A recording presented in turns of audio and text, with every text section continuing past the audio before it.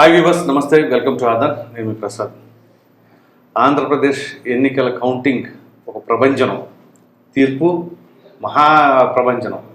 So ఆ తీర్పు ఏ విధంగా ఉంది అనేది మనందరం చూసాం. అయితే ఆ తీర్పు ఈ విధంగా వచ్చే ముందే అన్ని సర్వే సంస్థలు ఒక ఎత్తు అయితే కేకే స్ట్రాటజీస్ వారి సర్వే సంస్థ ఏదైతే చెప్పిందో అక్షరాల అదే వాస్తవం అవడంతో కేకే స్ట్రాటజీస్ అనేది మారిపోయిపోతూ ఉంది దేశవ్యాప్తంగా. సో మరలా ప్రేక్షకుల కోరిక మేరకు కేకే సర్వే సంస్థ కిరణ్ గారితో మాట్లాడటానికి ఉన్నాము. సార్ నమస్కారం. నమస్తే అండి సార్, ఫస్ట్ ఆఫ్ ఆల్ ముందుగా మీకు కంగ్రాచులేషన్స్ మా ఛానల్ తరఫున, అలాగే మా ప్రేక్షకుల అందరి తరఫున.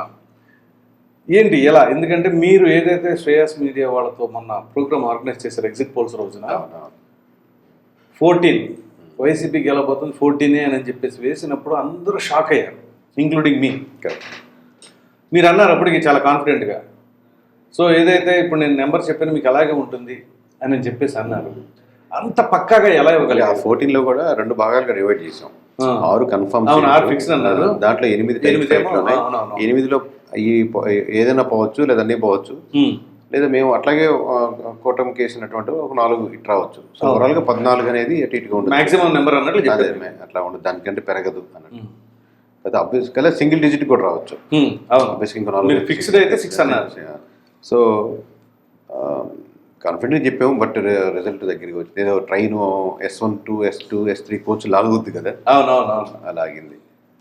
సో ఎమ్మెల్యేల ఫిగర్ వరకు బాగుంది, కానీ ఎంపీస్ డిజిట్స్ వచ్చేసరికి మీరు 25 out of 25 వైసీపీ ఓడిపోతుంది అన్నారు, కానీ అది 4 దగ్గర ఆగింది. 25 ప్రీపోల్ చెప్పాం కదా. మామూలుగా అరకు, రాజంపేట, కడప ఇవి టైట్ ఫైట్లు ఉన్నాయి.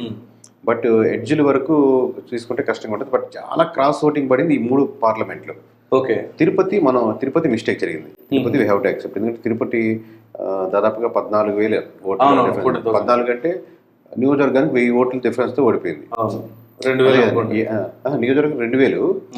ఇప్పుడు అపోజిషన్ పార్టీ 1000 తెచ్చుకుంది అనుకోండి, 7,000 తెచ్చుకుంటే సరిపోద్ది. 7,200 అయినా గెలుస్తుంది. సో నియోజకవర్గానికి 1000 ఓట్లు. నియోజకవర్గానికి 1000 ఓట్లు అంటే చాలా లీస్ట్ 1000 ఓట్ల డిఫరెన్స్. ప్లస్ ఎనీవే ఇప్పుడు సాకులు చెప్పడం కరెక్ట్ కాదు. మొత్తం మీద తిరుపతి అనేది మిస్ అయింది. తిరుపతి పార్లమెంట్ తక్కువ మెజారిటీ ఎక్కువ మెజారిటీ సంబంధం కాదు కదా. ఇప్పుడు ఎన్ని అలా బేరీ చేసుకొని చెప్పినాయి. కరెక్ట్. చిన్న ఇప్పుడు నాకు ఎందుకు టైట్ ఫైట్లు వేసాము. నెల్లూరు ఏముందో నా సొంత జిల్లా అయినా సర్వేపల్లి, ఆత్మకూరు ఇవి టైట్ ఫైట్ లోనే వేసాం. ఎడ్జిలెట్టిన మార్చింది. అవి కూడా అండర్లైన్ గా వెళ్ళిపోయాయి మార్కెట్. అవే అట్లా క్లీన్ స్వీప్. సో దాని తర్వాత జనసేన 21-21. సో అది మీరు అక్కడ స్క్రీన్ మీద ప్రెజెంట్ చేయగానే వావ్ అన్నారు. కొంతమంది జర్నలిస్టులు కూడా క్లాప్స్ కొట్టిన వాళ్ళు కూడా ఉన్నారు. కొంతమంది లేచి వెళ్ళిపోయారు తెలుసా ఆ రోజు. అవునా? అంటే ఇది ప్రజెంట్ చేస్తే మాకు ఛానల్లో ఇబ్బంది అవుద్ది, లేకపోతే జనాలు ట్రోల్ చేస్తారు మమ్మల్ని, దాన్ని లైవ్ ఇవ్వకుండా కూడా వెళ్ళిపోయిన వాళ్ళు ఉన్నారు. లేచి జనసేనకి 21 అనగా లేచి వెళ్ళిపోయారు. ఎలా వస్తాయి, ఇంపాసిబుల్ కేసు కదా. అయితే మీరు దానికి కింద అండర్లైన్ గా ఒక మాట కూడా చెప్పారు, ఇది 100% అన్నారు. సో 100% అనగానే నేను షాక్ అయ్యా. దాంట్లో ఇంకా టైట్ ఫైట్లు 100% అన్నారు మీరు. 21 of 21 100% ఏంటి అని చెప్పేసి నేను షాక్ అయ్యా. Whether it is possible are not, అసలు ఏ విధంగా ఉంది? మీ ప్రీవియస్ గా 2019లో చేసిన రికార్డు చూస్తే మాత్రం నమ్మాల్సిందే. 2019 చూడని వాళ్ళకి మాత్రం షాకింగ్. బహుశా నాకు తెలిసి మీరు లేచి వెళ్ళిపోయారు అన్న వాళ్ళు 2019 సర్వే రిపోర్ట్ ఫాలో అయ్యి ఉండకపోవచ్చు. సరే, మరి ఆ 21 దానికి ఏం చెప్తారు మీరు అసలు? అంటే దాంట్లో కూడా రైల్వే కోడ్ కానీ ఇంకోటి పోలవరం కానీ టైట్ ఫైట్ లో ఉన్నాయి. ప్రీ పోల్ వరకు. పోస్ట్ పోల్లో పోలవరం బాగా ఉంది, ఇంకోటి ఇది ఉంది. రైల్వే కోడ్ మటుకు 50-50లో ఉంది. మేము అయితే నా అంచనా ఏంటంటే టైట్ ఫైట్ లో ఉంది అంటే మటుకు ఎడ్జ్ దాటేస్తుంది. ఇప్పుడు ఈ ఫ్లో ప్రకారం ఎడ్జ్ దాటేసే ఆస్కారం ఉంది. విల్ గో విత్ 21 అనేది డిసిషన్ లాస్ట్ మూమెంట్లో తీసుకున్నాం. అది కూడా వస్తుంది అని తక్కువ మెజారిటీతో అది కూడా వచ్చింది. సో మన ప్రీవియస్ ఇంటర్వ్యూలో మీరు ఏదైతే చెప్పారో అకాడమీ స్టార్ట్ చేయబోతున్నాము అని చెప్పేసి అన్నారు కదా, దానికి మన సబ్స్క్రైబర్స్ కావచ్చు, వ్యూవర్స్ కావచ్చు, చాలా మంది కామెంట్స్ చేశారు. సార్ గుడ్ ఐడియా అండి, ఎప్పుడు స్టార్ట్ చేస్తారు, ఎక్కడ స్టార్ట్ చేస్తారు, ఏంటి యూత్కి మంచి ఉపయోగం అని చెప్పేసి అన్నారు. సో దాని గురించి కొంచెం డీప్గా మన వాళ్ళు కూడా చెప్తారా? అంటే ఒకటి సార్, నాకు ఫస్ట్ నుంచి వీళ్ళని కలుస్తున్నప్పుడు, ఎమ్మెల్యేని కలుస్తున్నప్పుడు వాళ్ళని పరిచయం చేస్తారు కదా, వాళ్ళ ఫ్యామిలీ మెంబర్స్. ఒకటి 2 కేటగిరీలు ఇక్కడ. మామూలుగా ఆల్రెడీ ఫైనాన్షియల్గా లేకపోతే పొలిటికల్గా స్ట్రాంగ్గా ఉండి ఆ ఫ్యామిలీస్ నుంచి వస్తున్నటువంటి ఒక సెక్షన్. ఓకే. లేదు విలేజ్లో మామూలుగా తిరుగుతూ నాకు పొలిటికల్ ఆస్పిరేషన్స్ ఉన్నాయి, నేను బాగా మాట్లాడగలను, నేను ఇక్కడ గ్రామ లెవెల్లోనో మండల లెవెల్లోనో ఉంది, బట్ నాకు స్థాయి జిల్లా లెవెల్లోనో రాష్ట్ర వ్యాప్తంగానో ఎదగాలని ఉంది అనేది ఒక సెక్షన్. ఆబ్వియస్గా దీనికి ఖర్చుతో కూడిన పని కాబట్టి ఆబ్వియస్గా మనం ఎక్కడో దగ్గర ఇన్కమ్ జనరేట్ చేస్తే మామూలు నార్మల్ ఆడియన్స్ కూడా మనం అది తక్కువ అమౌంట్తోనో లేకపోతే ఏదో రకంగా ప్రొవైడ్ చేయగలం. సో ఇది 2 కేటగిరీస్. అంటే వాళ్ళ దగ్గరికి వచ్చి విలేజ్లో ఇచ్చేది ఒకటి, ఎలా ఉండాలి లీడర్షిప్, ఎలా మాట్లాడాలి ఓట్ బ్యాంకింగ్ అనేది ఒకటి. అంటే మంచి లీడర్స్ మనం తయారు చేసేదానికి, లేదా వాళ్ళు తయారవుతున్న వాళ్ళకి ఏదో ఒక విధంగా మనం తోడ్పాటు అందించడానికి. ఈ ఫస్ట్ కేటగిరీ వచ్చేసి ఆల్రెడీ పొలిటికల్ ఫ్యామిలీస్ నుంచి వచ్చి లేదా బిజినెస్ ఫ్యామిలీస్ వచ్చి ఆబ్వియస్గా వాళ్ళు గెలిచేదానికి స్కోప్ ఆల్రెడీ వాళ్ళకి పార్టీ టికెట్లు ఇచ్చేదానికి ఆస్కారం ఉంటుంది. బట్ వాళ్ళల్లో వచ్చేసి బాగా మదనపడిపోతూ ఉంటారు. అంటే మనం వాళ్ళతో పర్సనల్గా మాట్లాడినప్పుడు చాలాసార్లు నాకు అనిపిస్తుంటుంది, మంచివాడు, చాలా మంచి వ్యక్తి, మంచి అమ్మాయి బాగుంది, అమ్మాయికి మంచి ఆస్పిరేషన్స్ ఉన్నాయి, నిజంగా నిజాయితీ చేయాలని ఉంది, కానీ బట్ ఆ మాట్లాడే దాంట్లోనో స్కిల్ సెట్లోనో తపన వరకు ఓకే, బట్ జనాల్లో చొచ్చుకోవడానికి కానీ లేకపోతే రకరకాల క్యాస్ట్ ఈక్వేషన్స్ ఇలా ఉంటాయి అని, ఎందుకు ఇంకా ఈ కాలంలో ఎలా ఉంటాయి అనుకోకూడదు కదా. ఆ క్యాస్ట్ ఈక్వేషన్స్ మీకు అర్థమయ్యేతేనే రకరకాలతో మనం ఎలా మెలగాలి, ఎలా మనం పుష్ చేసుకోవాలి తెలుస్తుంది. అలాగే స్టేట్కి సంబంధించిన కొన్ని బేసిక్ పాలసీస్ మీద వాళ్ళకి నాలెడ్జ్ కానీ, ఇప్పుడు నాకు ఇవన్నీ నాకే ఉన్నాయి నేనే చెప్తానట్లేదు, ఈ సెక్షన్లో ఎవరెవరు ఉంటారో వాళ్ళు తీసుకొచ్చి ఒక్కొక్క సెషన్ ఒక్కొక్క రోజు ఉండి ఒక 21 days ప్రోగ్రామ్. ఫర్ ఎగ్జాంపుల్ అంటే ఇంకా బ్లర్గా ఉంది, మేము దాన్ని డిజైన్ చేయాలి దాంతో, అది 21 days ప్రోగ్రామ్ అండి. ఓవరాల్గా 21 to 30 days program, 3 weeks to 4 weeks program. కంప్లీట్గా వాళ్ళు ఏదైతే మనం అకాడమీ స్టార్ట్ చేస్తున్నామో ఇది ఉంటుందో ఆ ప్లేస్లో వాళ్ళు స్టే చేయాల్సి వస్తుంది. 24/7 అవైలబిలిటీ ఉండాలి. దీంట్లో ఏంటంటే వాళ్ళు కూర్చోవడం కానించి, నిలబడడం కానించి, మాట్లాడడం కానించి, ఎలాంటి సబ్జెక్ట్ ఉండాలి. ఇప్పుడు సడన్గా మీరు ఇంటర్వ్యూస్ అడుగుతున్నారు, నేను స్పాంటేనియస్గా చెప్పగలగాలి కానీ అది వర్కౌట్ అవ్వదు కదా. సో వెంటనే ఫస్ట్ దాంట్లోనే అర్థమైపోద్ది అతనికి ఈ విషయం లేదు, మాట్లాడలేడని. అతను వాళ్ళ నాన్నగారు ఎమ్మెల్యే కదా, దాన్ని చూసి ఓటేస్తామని కాదు, రారు కదా. సో మిమ్మల్ని చూసే ఓటేస్తారు. సో ఎలా మనం ఓటింగ్ ఫ్రేమ్ చేయాలి, అటెన్షన్ ఎలా డ్రా చేసి దాన్ని చెప్పాలనుకున్న విషయాన్ని క్లుప్తంగా స్ట్రైట్ ఫార్వర్డ్గా సోది లేకుండా చెప్పాలి అనేది ఇది ఒక సెక్షన్. దీనికి కావాలంటే మీకు బేసిక్ సబ్జెక్ట్ నాలెడ్జ్ కూడా ఉండాలి. అవును, ఏ సబ్జెక్ట్ గురించి అడుగుతున్నారు అనేది ఎలా ఫ్రేమ్ చేయాలి అనేది ఒకటి. అంటే అది స్టేట్ వైడ్గా తెలియాలి. ఏదైతే మీ నియోజకవర్గంలో పోటీ చేస్తున్నారో ఆ నియోజకవర్గ సమీకరణాలు ఏంటి, అక్కడ సమస్యలు ఏంటి అనేది. దీన్ని ఆ 21 రోజుల్లో 21 మీటింగ్లో వాళ్ళు పాల్గొంటుంటారు, వాళ్ళు మాట్లాడుతుంటారు ప్రతి వాళ్ళ సబ్జెక్ట్ గురించి. మీకు ఒక ఆడియన్స్ ముందు మాట్లాడడం అనేది ప్రాక్టీస్ చేస్తే వాళ్ళకి కొంచెం ఫేవర్గా ఉంటుంది. వాళ్ళ నాన్నగారు పెద్ద మినిస్టర్ కూడా అయ్యుండొచ్చు, టాప్ పర్సన్ కూడా అయ్యుండొచ్చు, బట్ ఇంట్లో వాళ్ళు చెప్తే ఎన్నో, మన ఎంత పెద్ద టీచర్ అయినా మన ఇంటి అయినా మనకి ఎన్ని తెలిసినా కానీ ఇప్పుడు మీ పిల్లడికి మనం చెప్తే ఎక్కదు, మళ్ళీ బయటికి పంపించాల్సిందే. కరెక్ట్. సో ఆ ఫైన్ షైనింగ్ చేసేదానికి ఉపయోగపడుతుంది ఆ 21 days ప్రోగ్రామ్. నాట్ ఓన్లీ ఇది ఆంధ్రప్రదేశ్ వరకే కాదు, ఇండియాలో మీకు కెమెరా ట్రైనింగ్ అంటే ఒక కోర్సులు ఉన్నాయి మామూలుగా, ఎలా ఫోటో తీయాలి అనేది. ఇది ఏంటంటే మనం సడన్గా వాళ్ళ చేతిలో కెమెరా పెట్టేస్తున్నాం, ఎందుకంటే రేపు పొద్దున కంటెస్ట్ చేస్తారు. కెమెరా పెట్టేస్తున్నాం కాబట్టి కనీసం బేసిక్ నాలెడ్జ్ అన్న, ఇలా ఆన్ చేయాలి, దీనికి ఇది జూమ్ చేయాలి, ఇది స్కోప్, ఇది ఫ్రేమ్ ఇలా పెట్టుకోవాలి, లైటింగ్, ఇది బేసిక్ ఉంటే తనకి వేరే వాళ్ళు చెప్తున్నప్పుడు అర్థం అవుద్ది. ఆబ్వియస్గా మనం నేర్పించేదానికంటే కూడా ప్రజల్లోకి వెళ్తేనే బాగా ఎక్కువ నేర్చుకున్నట్టు, ఆల్రెడీ షూటింగ్కి వెళ్తేనే ఎక్కువ విషయాలు తెలుస్తాయి అన్నట్టు. బట్ ఇక్కడ ఏంటంటే అసలు ఏమీ తెలియకుండా ఒకసారి ఫేస్ చేస్తే జంకుతో ఆల్రెడీ ఉన్న మాట్లాడి ఇంకా వెనక్కి వెళ్ళిపోతారు, బ్యాక్ వెళ్ళిపోతారు, మనకి ఇది రాదు అని ఫిక్స్ చేస్తారు. కానీ కంటెస్ట్ చేస్తారు, గెలిచినా ఓడినా. సో అలా కాకుండా వాళ్ళని ఫైన్ ట్యూనింగ్ చేస్తే రేపొద్దున మంచి లీడర్స్ అవుతారు. చాలామందికి అపోహలు ఉంటాయి, మామూలుగా డబ్బు ఖర్చు పెడితే అయిపోతాయి, లేదా మన క్యాస్టోలు ఎక్కువ ఉంటే మనం ఓట్లు వేసేస్తారు, అలా కాకుండా అసలు రియాలిటీ ఏంటి అనేది అకాడమీలో వాళ్ళు ఫైన్ ట్యూన్ అయ్యి వెళ్తారు అని. ఇది నేషనల్ వైడ్గా అన్ని ఏ స్టేట్స్ అయినా రావచ్చు అని. ఓకే. సో ఇప్పుడు ఆ 21 days ట్రైనింగ్ అన్నారు కదా, అది కాకుండా ప్రాక్టికల్గా ఏమైనా సరే పబ్లిక్లోకి పంపించి ఉంటుంది, అన్నీ ఉంటాయి. దాన్ని సద్దన్నం తినడం కానీ ఎలా సద్దన్నం తినాలని కానీ, అంటే ఆ ఊరు ప్రాంతం ఏదైతే ఉంటుందో అంటే ఫుడ్ హ్యాబిట్స్ కానీ, ప్రెజెంటేషన్ కానీ, మీరు గ్రామాల్లో ఇష్యూని మీరు ఎలా అడ్రస్ చేస్తారు, తర్వాత మీరు ఏం మాట్లాడారో చూడండి ఒకసారి, ఎలా మాట్లాడారు, దీన్ని ఇలా మాట్లాడచ్చు ప్రజెంట్. అది ఒక్కొక్క సెక్షన్కి ఒక్కొక్క దాంట్లో ఫైన్ ట్యూనింగ్ చేసినటువంటి ప్రొఫెషనల్స్ని రిక్రూట్ చేసుకుని వాళ్ళు ఆ సెషన్ తీసుకుంటారు అన్నమాట. మీరు అంటే ఒక మాస్ పంపు సెట్లు కూడా లేవు, వాటర్ కనెక్షన్ లేవు అనే సమస్యల దగ్గర మీరు ఎలా అడ్రస్ చేస్తారు, దాన్ని మళ్ళీ మీరు ఎలా అడ్రస్ చేస్తారు చూపించి దాంట్లో కరెక్షన్స్ చెప్పి ఫైన్ ట్యూన్ చేసి ఓకే ఇలా మాట్లాడుకోవచ్చు, రేపు బెటర్గా చేయండి, రేపు ఈ విషయం మీద మాట్లాడండి, ఎలా మాట్లాడతారు. ఓపెన్ ఫీల్డ్ ఉంటుంది, ఇది ఉంటుంది ప్లేస్ అనేది. సో ఇప్పుడు కేకే గారిని ఈ సర్వే సంస్థ అధినేతగానే చూడాలా, భవిష్యత్తులో ఏమైనా సరే ప్రత్యక్ష రాజకీయాల్లో చూడగలుగుతా ఉంటారు. అదే సార్, ప్రత్యక్ష రాజకీయాలు అంటే వీళ్ళందరూ ప్రత్యక్ష రాజకీయాలు వెళ్తున్నారు కాబట్టి ఎవరైనా ఎన్ని పొలిటికల్ పార్టీ వెళ్ళినా లేకపోతే మంచి ఇప్పుడు మీలాంటి వాళ్ళు ఒకటి మంచి ఆర్గనైజ్ స్టార్ట్ చేసి ఇలాంటి మన ఇంటెన్షన్ ఆఫ్ ఏంటంటే ఎవరి ద్వారా వెళ్ళినా కానీ ఈ ఓన్లీ ఫ్రీ స్కీమ్స్ ఇచ్చే పథకాలు కాకుండా నిజంగా చేంజెస్ తీసుకొస్తే ఈ క్యాస్ట్ బేస్డ్ ఓట్ బ్యాంకింగ్ కూడా దానిపైన ఒక లేయర్ అవుద్ది.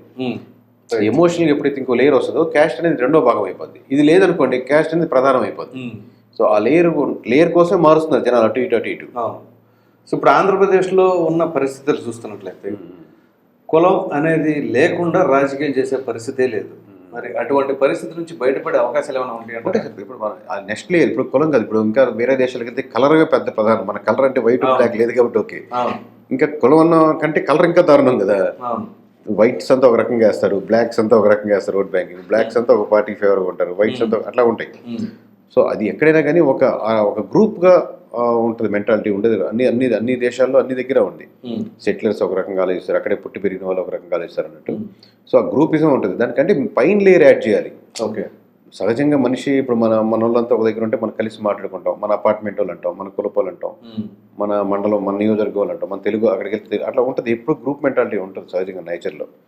బట్ దాని పైన ఇంకో లేయర్ యాడ్ చేస్తే ఆ గ్రూప్ కంటే ఆ లేయర్ పెద్దది అవ్వాలి. ఓకే.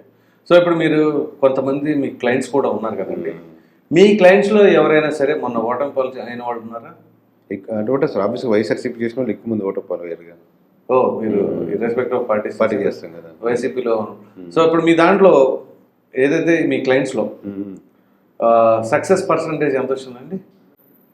మా క్లయింట్స్లోనా అంటే మనం చేసిన వాళ్ళు 90% ఓడిపోయారు. 90% ఓడిపోయారు మీరు చేసిన వాళ్ళు. ఆబ్వియస్లీ వైఎస్ఆర్సీపీ ఎక్కువ మంది ఓడిపోయారు కదా. సో మీ క్లయింట్స్లో వైసీపీ వాళ్ళు ఎక్కువ ఉన్నారు అయితే? ఇద్దరు ఉంటారండి, అట్లా ఏం లేదు. కాకపోతే ఇప్పుడు మీరు అడిగింది వైఎస్ఆర్సీపీ వరకే అడిగారు కదా. అట్లా కాదు, ఓవరాల్ గా మీకున్న క్లయింట్స్ ఓవరాల్ గా ఇప్పుడు టీడీపీ వాళ్ళు ఎక్కువ మంది గెలిచారు. ఇప్పుడు దర్శికి చేసాం ఫర్ ఎగ్జాంపుల్, ఒక ఆయన ఒక రిపోర్ట్ తీసుకున్నారు, ఎవరో పేర్లు పక్కన పెడదాం.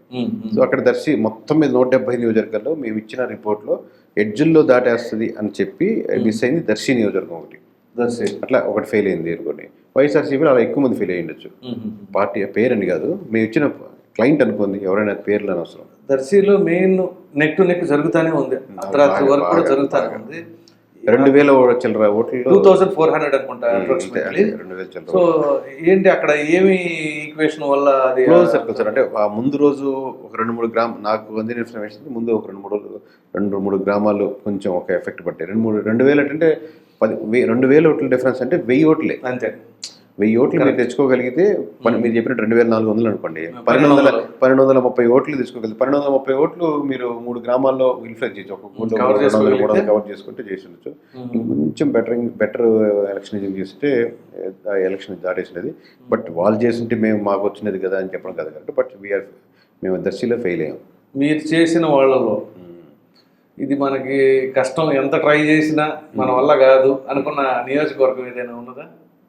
ఏ పార్టీ అయినా కాదు, అలా లేదు. ఒక చెప్పాం కదా దర్శి ఫెయిల్ అయ్యామని చెప్పాం కదా. దర్శి ఓకే తీసేయండి, దర్శి అనేది ఎడ్జ్లోకి వచ్చిపోయింది. అలా కాకుండా మనం ఎంత బూస్టప్ చేసినా ఏమి చేసినా ఈ నియోజకవర్గం మన వల్ల కాదు, కాకపోతే వాళ్ళు అడిగారు కాబట్టి తప్పదు చేయాల్సిందే అనే పరిస్థితులు ఏదైనా నియోజకవర్గం ఉందా? అలా కొద్దిగా లాస్ట్ వరకు అరకు ఇబ్బంది పెట్టింది. అరకు నియోజకవర్గం కొంచెం ఇబ్బంది పెట్టింది. అంటే దాంట్లో ఏంటంటే 11 మండలాలు. అరకు కూటమి క్లయింట్ పక్కన పెడితే ఎవరైనా కానీ. సో అరకు 11 మండలాలు ప్లస్ విపరీతంగా ఇండిపెండెంట్ క్యాండిడేట్లు. ఎన్ని మళ్ళీ అక్కడ బిఎస్పీ కానీ లేకపోతే ఇండిపెండెంట్ క్యాండిడేట్లు వెళ్తే వాళ్ళకి ఒక గ్రామం మాట అనుకున్నట్టు ఆ మాట మీద కట్టుబడి ఉంటారు. ఇండిపెండెంట్ కూడా ఒక 5000, 4000 అలా పడే ఛాన్సెస్ ఎక్కువ ఉంటాయి. ఇప్పుడు అంత క్లిష్టమైంది అరకు కొంచెం నియోజకవర్గం. అరకు. సో మిగతా అన్ని కొన్ని అయితే అసలు మీరు చేయకపోయినా పక్కాగా చేయకపోయిన ఆప్షన్ లేదు. తక్కువ శాంపుల్స్తో తెలిసిపోయి ఉంటాయి. అదే నెల్లూరు కానీ ఏలూరు కానీ ఫర్ అటు ఇటు తీసుకున్నాం అనుకోండి అట్లాగా.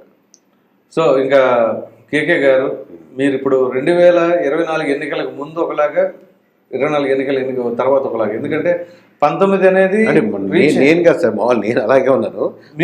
వాళ్ళు చూసే పర్స్పెక్టివ్ తేడా ఉంది. మార్కెట్ వాల్యూ పెన్ అదే, దాని వాల్యూ పెరిగింది అంతే. అదే నేను అంటుంది. ఇప్పుడు ఆ పెన్ను మొన్నటిదాకా ఉన్నది వేరు, ఇప్పుడు అది బ్రాండెడ్ బలం పెరిగింది. బ్రాండెడ్ అయిపోయింది అనుకోండి, ఆ స్థాయి వేరు కదా. కరెక్ట్. సో అది అర్థమవుతుంది. సో ఏమనిపిస్తుంది మీకు?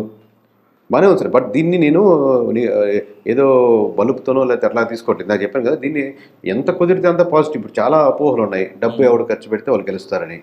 అది ఇప్పుడు మనం చాలా వరకు ఇంత ఇంటర్వ్యూలో బలంగా చెప్తాం కాబట్టి ఓకే అని ఒక చిన్న దాంట్లో పూర్తిగా తుడిచిపెట్టుకోపోయింది అంటలే, కానీ ఎంతో కొంత సెక్షన్లో ఓకే ఇది అంటే ఒక అటెన్షన్ వచ్చే పర్సన్గా తయారైంది కాబట్టి అటెన్షన్ని వాస్తవాలు చెప్తున్నాను అనమాట. ఇది బాబు, మీరు ఎంత డబ్బు ఖర్చు పెట్టుకున్నా కానీ ఒక 5,000 10,000 ఓట్ల డిఫరెన్స్ ఉంటే మీరు ఎప్పటికీ గెలవలేరు డబ్బు మీదే పెట్టుకుంటే. అదే మీరు ఎమోషనల్ కనెక్షన్ నుండి ఓట్ బ్యాంకింగ్ కన్వర్ట్ చేసుకునే కొన్ని పాయింట్స్ ఉంటాయి. ఆ పాయింట్స్ అంటే ఆబ్వియస్గా మంచి పనులు అవి. ఆ మంచి పనులు ఇది ఆబ్వియస్గా మంచి పనులు చేయమని చెప్తుంటాం. ఈ పనులు చేస్తే ఉంటాయి. ఓన్లీ ఫ్రీ స్కీమ్స్ మీద మనం ఇంతమంది పెన్షన్ ఇచ్చాం కదా, ఇంతమందికి ఫ్రీ డబ్బులు ఇచ్చాం కదా, ఇంతమంది బియ్యం పంచాం కదా అంటే అవి పెద్ద ఓట్ బ్యాంకింగ్ డిఫరెన్స్ కావు. అది పార్టీకైనా ఇండివిజువల్ క్యాండిడేట్కైనా. సో ఇప్పుడు ఏ స్థాయిలో ఉందంటే కేకే గారిని ముందుగానే అడ్వాన్స్గానే మనం రిజర్వ్ చేసుకోవాలనే ఉద్దేశం మీద ఇప్పుడు ఎన్నికల రిజల్ట్స్ వచ్చాయి, ప్రమాణ స్వీకారం కూడా జరగలేదు. ఈ క్రమంలో 2029 ఎలక్షన్ సంబంధించి ఎవరైనా మీకు కాల్స్ చేశారా? చేస్తున్నా సార్. ఇది ఎంత అయిపోయాక అంటే కలుద్దాం సార్, మాట్లాడదాం సార్, ఇట్లా కంటిన్యూస్ అనేది ఈ అయిపోయాక కొంచెం వారం తర్వాత కూర్చుందాం సార్ అంటున్నాను. అంత ఇంకేం లేదు. వాళ్ళంటే వాళ్ళ రిక్వైర్మెంట్ ఏంటో కూడా తెలియదు. సో ఇప్పుడు మీతో పాటు మరికొన్ని సర్వే సంస్థలు కూడా చేసినాయి. ఆఫ్ కోర్స్ వాళ్ళ నెంబరు కంటే మీ నెంబర్ కొంచెం యాక్యురసీ దగ్గరగా ఉంది. సో ఇప్పుడు అయితే వాళ్ళు కూడా గవర్నమెంట్ చేంజ్ అవుతుందనే మాట పక్కగా చెప్పారు. యాక్యురసీ ఉండొచ్చు సార్, బట్ సింగిల్ నెంబర్ అనేది దేశంలో ఎవరు లేదు. అదొకటి మనకు మేజర్. సో వాళ్ళు ఏంటంటే ఇంకా నా కోరిక ఏంటంటే ఎనీ సర్వే కంపెనీ సింగిల్ నెంబర్కే వెళ్ళాలి అని. వచ్చిన రిజల్ట్ +5 -5 ప్రజలు డిసైడ్ చేస్తారు. 5 అటు ఇటుగా వచ్చిందిరా, ఒక 10 అటు ఇటు 110 అంటే 120 వచ్చి పర్లేదు బాగా దగ్గరికి వచ్చారు, అది వాళ్ళు చెప్పాలి. అలా వస్తుందని ముందుగానే మనం 100 నుంచి 125 లోపల రావచ్చని 25 30 మార్జిన్లు పెట్టుకోకూడదు కదా. మీరు 175 క్షుణ్ణంగా చేశారు. మీరు సర్వే కంపెనీగా అంచనాగా ఎనీ నేషనల్ కావచ్చు, స్టేట్ కావచ్చు, మీరు దాన్ని అసెస్మెంట్ చేసి ఇది మారచ్చేమో అనేయాలి. నేను ఇంత చెప్పినట్టు 8 నియోజకవర్గాలు వైఎస్ఆర్సీపీకి వేసాను. దాని కింద చెప్పేసి కింద టైట్ ఫైట్లు చెప్పు. మన సమీకరణాలు రకరకాల అన్ని అసెస్మెంట్ అల్గోరిథం రకరకాల అన్ని ఇంక్లూడ్ చేసి మీరు ఒక పార్టీ గెలుస్తుందని చెప్పాలి, అవకాశం ఉందని చెప్పి కావాలంటే దాంట్లో ఇఫ్ కండిషన్ అని చెప్పుకోవచ్చు, యాడ్ చేసుకోవచ్చు. సో ఇప్పుడు అదే అంటున్నాను, ఏదైనా సర్వే సంస్థల నుంచి మీరు ఇచ్చిన రిపోర్ట్ తర్వాత ఇప్పుడు అది ఎగ్జాక్ట్ ఫిగర్కి దగ్గరగా ఉండేసరికి మిగిలిన సర్వే సంస్థల వాళ్ళు ఏమైనా సరే మీకు కాల్స్ చేసి కానీ చాలా మంది చేశారా? ఎందుకంటే నేను పర్సనల్గా నన్ను తెలిసిన వాళ్ళకి తెలిసి ఉండొచ్చు, చూసుండొచ్చు కాబట్టి నేను ఎవరి మీద కమెంట్ చేయడం కానీ లేకపోతే వాళ్ళది ఉండదు. కానీ వాళ్ళు నిజంగానే హ్యాపీగా మన గ్రూప్లో ఒకటికి ఉంటుంది కదా, మనం కూడా అది ఎదగాలంటే తప్పన ఉండొచ్చు. బట్ అట్లా చెప్పి కుళ్ళు కానీ అట్లా అనేది కదా, అట్లా ఉండదు. పాజిటివ్ ఓకే రైట్, మనకంటే ఒక బ్రాండ్ ఏర్పడింది. ఒక రేపొద్దున ఒక సర్వేయర్కి ఆ వాల్యూ యాడ్ చేస్తే ఆ గ్రూప్కి యాడ్ అవుతుంది. ఒక జర్నలిస్ట్ రెస్పెక్ట్ వస్తే అది జర్నలిజంకి వస్తుంది. అదే మీడియాకి గర్వకారణం. So correct. సార్ దాని తర్వాత ఇప్పుడు మీరు 21 అన్నారు. పవన్ కళ్యాణ్ గారి టార్గెట్ కూడా 21. సో అచీవ్ చేశారు. వాళ్ళది టార్గెట్ సార్, ఆశ. అదే మనది ఏంటంటే వస్తుంది, నేను 6 అడుగులు ఉంటానని చెప్తే మనం స్కేల్ కొట్టి మీరు 6 అడుగులు చెప్పడం, వాళ్ళు ఉండాలని ఉండొచ్చేమో వెళ్ళొచ్చేమో అంత. అదే అంటాను, వాళ్ళ టార్గెట్ అది. కానీ మీ సర్వేలో ఉన్న రిపోర్ట్ ఇది. సో ఈ రెండు కూడా మ్యాచ్ అయ్యాయి కదా. మ్యాచ్ అయ్యేసరికి పవన్ కళ్యాణ్ గారు కానీ ఆయన ఆఫీస్ నుంచి కానీ ఏమైనా మీకు కాల్ వచ్చింది? అంటే ఎవరో ఒకరు పక్కన ఉండే వాళ్ళు కలుద్దాం సార్, రండి సార్ తీసుకెళ్తాను అది ఇది అంటారు చంద్రబాబు గారు కానీ అయితే మీరు చెప్పినట్టు. కానీ నేను పర్సనల్గా నమ్మేది ఏంటంటే మన పని మనం చేసుకొని వాళ్ళు కలవడం మనకి ఇంపార్టెంట్. వాళ్ళు కంగ్రాచులేట్ చేయడం వాళ్ళు ఇంపార్టెంట్ కదా. నిజంగా వాళ్ళకి ఏదైనా పని ఉండే వాళ్ళకి అవసరం అంటే వాళ్ళే కాల్ చేస్తారు, వాళ్ళే చూస్తారు. ఇప్పుడు మధ్యలో వచ్చేవాళ్ళు ఏంటంటే మోస్ట్లీ ఇంప్రెషన్ తీసుకెళ్ళేది సార్, కేకే కలుస్తాను సార్, నేను తీసుకొస్తాను సార్ అన్నటువంటిది. ఇప్పుడు వాళ్ళు కలుస్తానంటే వద్దంటారు కదా ఆబ్వియస్లీ. సో ఆ ఇంప్రెషన్తో ఉంటుంది. ఎందుకు వచ్చింది మన పని కాదు, నిజంగా పని అవసరం ఉంటే వెళ్తాం. అది వాళ్ళిద్దరే అని కదా. ఇప్పుడు జగన్మోహన్ రెడ్డి గారు పిలిచారు, ఫోన్ చేశారు, వస్తే నేను వెళ్ళి చెప్తాను సార్ ఎందువల్ల సమస్యలు ఏంటి ఇవి సార్ అని ప్రెజెంటేషన్ లేకపోతే ఇంకోటి ఇచ్చేదానికి అంటాం. ప్రతి ఒక్క వీళ్ళు కలవకూడదు వీళ్ళు కలవాలనే రూల్ అనేది. ఇప్పుడు అదానంటే పెద్దది, అలాగే చిన్న యూట్యూబర్ కూడా వస్తారు. చిన్న యూట్యూబర్ అని నాకు అతను అదే రెస్పెక్ట్, ఏం తేడా ఉండదు. ఓకే సార్ ఇంతమంది 10,000 ఉన్నారు సార్ సబ్స్క్రైబర్స్, మీరు చేస్తారా అని అడుగుతారు. మీరు 10,000 కదా 100 సబ్స్క్రైబర్స్ ఉన్నా చేస్తాను, ఎందుకంటే ఆయన వచ్చి మన కోసం చేశారని. అది ఎవరికైనా వెళ్ళి కలుస్తాం. Right sir, thank you so much. Thank you sir.